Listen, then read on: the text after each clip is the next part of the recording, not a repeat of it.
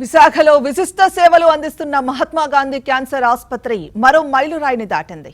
అధునాతన సాంకేతికతను ప్రవేశపెట్టి అరుదైన చికిత్సలను నిర్వహిస్తోంది. ఏపీలోనే తొలిసారిగా టోమోథెరపీ రాడిక్టాక్టర్ X9 యంత్రాన్ని ఈ ఆసుపత్రి అందుబాటులోకి తీసుకొచ్చింది.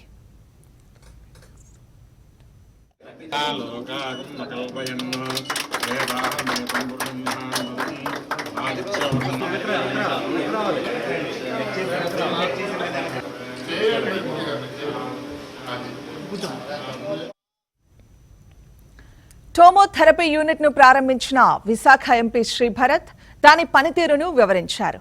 ఆహార అలవాట్లు, కాలుష్యం వంటి కారణాల వల్ల క్యాన్సర్ బాధితుల సంఖ్య రోజురోజుకి పెరుగుతోందని ఆయన ఆవేదన వ్యక్తం చేశారు.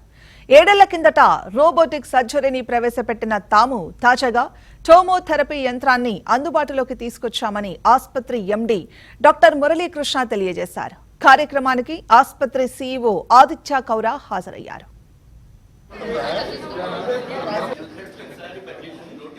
So first time robotic surgery స్టేట్లో 7 years బ్యాక్ మనమే తీసుకొచ్చాం.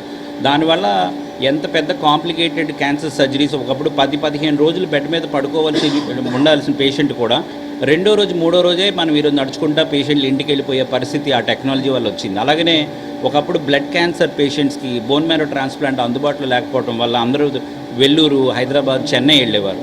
ఇప్పుడు ఈరోజు ఇక్కడే అందుబాటులో ఉండటం వల్ల ఇప్పటికీ మేము 300 బోన్ మ్యారో ట్రాన్స్ప్లాంట్ చేసి పర్టికులర్గా చిన్నపిల్లలకి క్యాన్సర్లు వచ్చినప్పుడు ఈ పేరెంట్స్ 2 నెలలు 3 నెలలు వేరే ఊర్లో ఉండలేరు కాబట్టి దగ్గరలో అందుబాటులో ఉంటే ట్రీట్మెంట్ చేయించుకోగలుగుతున్నారు. అలాగనే గవర్నమెంట్ స్కీమ్స్లో కూడా ఇలాంటివి చాలా వరకు ట్రీట్మెంట్ విధానాలు పెట్టడం వల్ల పేషెంట్స్కి కూడా ఫైనాన్షియల్గా అది అందుబాటులో ఉండడం కూడా జరుగుతుంది.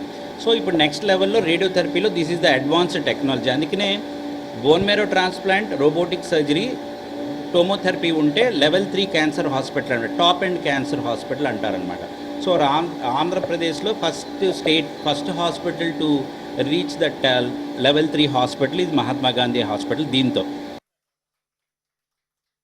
రాష్ట్రంలో ఇవాళ మొదటి టోమోథెరపీ ఎక్విప్మెంట్ ఇవాళ మహాత్మా గాంధీ హాస్పిటల్ విశాఖపట్నంలో ప్రారంభించడం జరిగింది. బసతారకం క్యాన్సర్ హాస్పిటల్ హైదరాబాద్లో కూడా ఉంది, కానీ అది ఇవాళ తెలంగాణ అయిపోవడం వల్ల ఆంధ్రాస్ ఫస్ట్ టోమోథెరపీ బిరుదు ఇవాళ మురళి గారికి దొరుకుతుంది.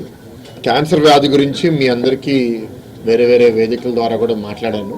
విపరీతంగా సమాజంలో పెరుగుతుంది. అనేక కారణాల వల్ల లైఫ్ స్టైల్ హ్యాబిట్స్, మంచి ఫుడ్ తినకపోవడము, బయట ఫుడ్లో చాలా అడల్టరెంట్స్, స్టైల్ ఫుడ్ కలరింగ్ ఇవన్నీ తినడం వల్ల చాలా హెల్త్ ప్రాబ్లమ్స్ వస్తున్నాయి. అది కాకుండా పొల్యూషను, ఇంకా అనేక కారణాలు.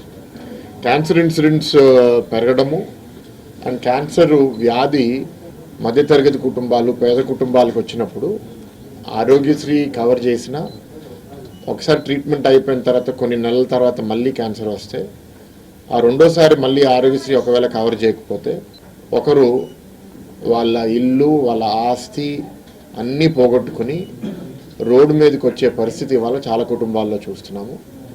పెట్టుబడి పెట్టేటప్పుడు ఎంతో కొంత లాభం లేకపోతే ఫార్ ప్రాఫిట్ హాస్పిటల్ నడపడం కష్టం. కానీ ఒక నాన్ ప్రాఫిట్ హాస్పిటల్లో మేము లాభం మా ప్రయారిటీగా పెట్టుకోం కాబట్టి కుదిరినంత వరకు ధరలు తగ్గించడము, ఎవరైతే అఫోర్డ్ చేయలేరో వాళ్ళకి ఫ్రీగా ట్రీట్మెంట్ చేయడము ఇట్లాంటివి మేము చేస్తాము.